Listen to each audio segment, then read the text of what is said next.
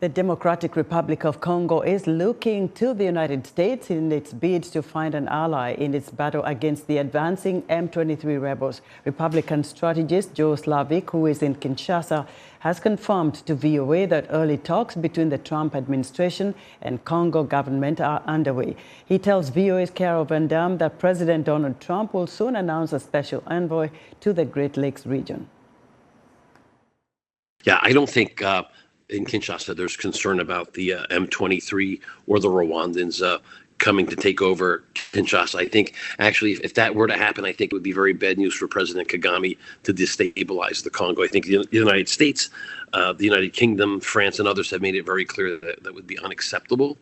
And as to the mineral rights in the East, you're not going to find Western investment come into that area as long as M23s in that area, terrorizing the population. So, look, unequivocally, everyone knows that Rwanda is backing M23 as its proxy, and that there are Rwandan defense forces in Congo. Like I said, this has been a paradigm for the last 30 years. And, billions of dollars have been spent to bring peace, and it hasn't happened. In the reality, this is more of an economic war than anything else. And hopefully the parties can find a way to come up with a solution. But like I said, the Congolese are asking that their sovereignty be respected. And then obviously the Rwandans are here. But look, every day there are minerals, wood, lumber, and other strategic and critical minerals that go back and forth through the border illegally. So maybe the real idea is finding a way to have that trade more, say, formalized, official. And if you could kind of get that mechanism in place, both countries would not have to spend hundreds of millions of dollars in terms of defense and military action in the region. So you'd save. Do you know if those M23 rebels are they like controlling any of this? You talk about how it's kind of like a illegal black market thing going on with some of the sale of these items, the lumber, the precious metals. Did the rebels have some of that right now? Yeah, absolutely. There's a tremendous amount of gold, tantalum, and coltan that are currently being exported to Rwanda. There's a couple mines. I think one of them's called Lulabaya, if I'm correct.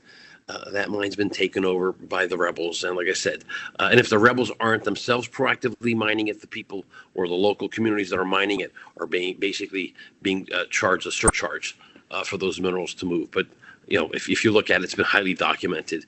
A lot of the minerals that are in Congo find their way to Rwanda, and, they're smelted there and then they're exported. So we know that there's some valuable resources there, and we know that what the U.S. wants. What would the DR Congo government get out of this? Well, I think, look, the reality is you've had China heavily invested in the Congo. I mean, a lot of it's through, and this has happened under the previous administration, but there was a lot of corruption involved in some of these mega deals. And under President Tshisekedi, they've tried to reset some of these deals. Whereby the Chinese have been forced to pay money that was owed to the state. And I think they're trying to diversify their investor base. And of course, the United States and other Western countries are very interested in coming and developing these assets in Congo. So in the Congolese context, diversifying investment, critical and strategic minerals are very important. And I think if they could kind of stabilize the country and, there could be peace with Rwanda, I think you would see a major uptick in investment, and it would be probably to the benefit of both countries. As like I said, it's not just a transactional deal. You're saying it's. You're also talking about how this would be geopolitically strategic for the U.S. and other Western, our allies. That's what you're saying, right? Yeah. Look, if you look at China. 25 years ago, they were very strong in manufacturing. And as the Chinese started to ramp up manufacturing, they said, hey, if we get access to these raw materials, we'd have a firm control of the supply chains.